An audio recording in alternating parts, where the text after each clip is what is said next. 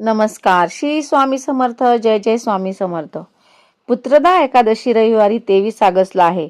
या दिवशी संतान सुख आणि कुटुंबाच्या समृद्धीसाठी भगवान विष्णूंची पूजा केली जाते. रविवारी सकाळी लवकर उठून स्नान केल्यावर सूर्याला अर्घ्य द्यावे.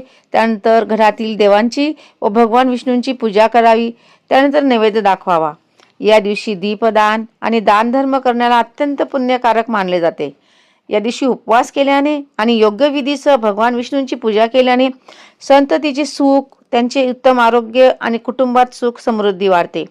या व्रताने उत्तम संततीची प्राप्ती होऊ शकते. तसेच आई वडिलांनी मुलांच्या यशासाठी आणि चांगल्या भविष्यासाठी हे व्रत करावे आणि ओम नमो भगवते वासुदेवाय किंवा संतान गोपाल मंत्राचा 108 वेळा जप करावा. या एकादशीला जमल्यास नदीत स्नान करून नदीत दीपदान करण्याची पद्धत आहे. या दिवशी भगवान विष्णूंना तुळशीची पाने अवश्य अर्पण करावी.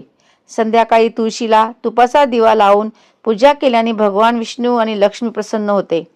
बाळकृष्ण आणि भगवान विष्णूंना पंचामृताने अभिषेक केल्याने मुलांच्या आयुष्यातील सर्व समस्या कमी होतात. सगळ्यात महत्त्वाचं म्हणजे एकादशीला विष्णू सहस्रनाम स्तोत्र अवश्य वाचावे. तसेच पुरुष सूक्त सुद्धा वाचावे. धन्यवाद.